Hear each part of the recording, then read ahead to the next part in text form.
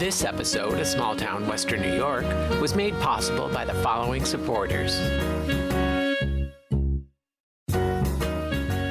Hi, on this episode of Small Town Western New York, I'm taking a day trip to a town that features a culinary trifecta the likes of which most towns can only dream about. It offers an experience rich and deep in the culinary, agricultural, and now even craft beverage industries. I'm headed to the village of Medina.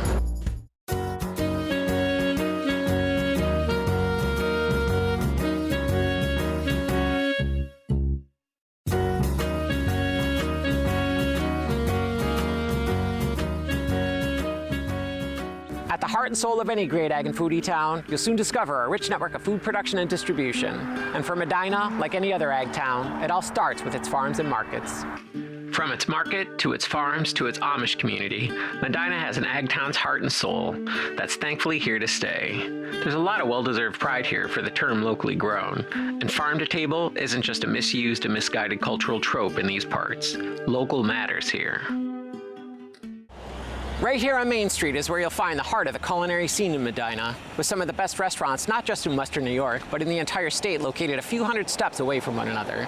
If you're a foodie and you spend an afternoon, an evening, a full day, or even a weekend here, you're going to be spoiled by the level of quality you're going to receive when you're in town. While many small rural towns here in Western New York have maybe one or two standout restaurants, Medina seems to have been bitten by the entrepreneurial restaurateur bug and has one of the largest and most diverse groups of pubs, restaurants, and diners, and now even a meadery that I've ever seen for a village its size. From regionally renowned ethnic restaurants to some of the best restaurants in the entire state, Medina really has it all.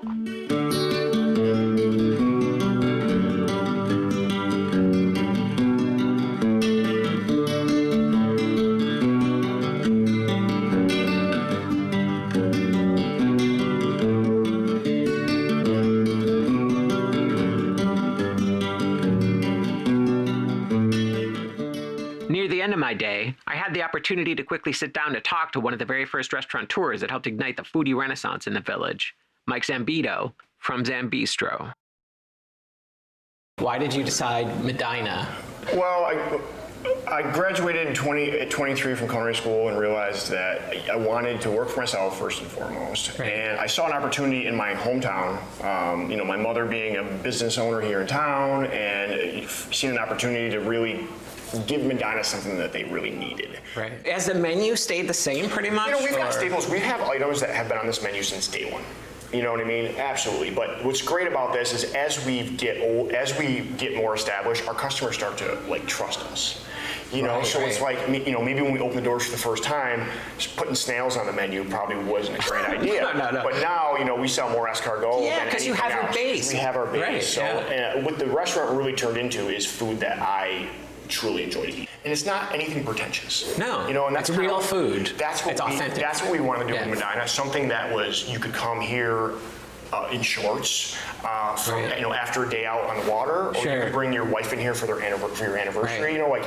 Not pretentious, good service, chef cooked food. Sure. Ingredients? Are you pulling local? Yeah, so we pull so much local, and what the greatest thing about local is the farmers here, and not just agriculture farmers, even just the wineries, they're farmers too. So they're our friends. They're people that are in our seats every week. Wow. They're people that are in here seeing their menu, their items on our menu. It's a community. It's a small community. Yeah, it's a community. Right? So I have text messages with farmers all day, every day, bringing food to our back door. Oh, that's so cool. Every single day. And the growing season's short here. Right. It is. There's no doubt about it. But we take advantage of it to the fullest. Sure. And it's not just from it's people want local food and it's a good pitch.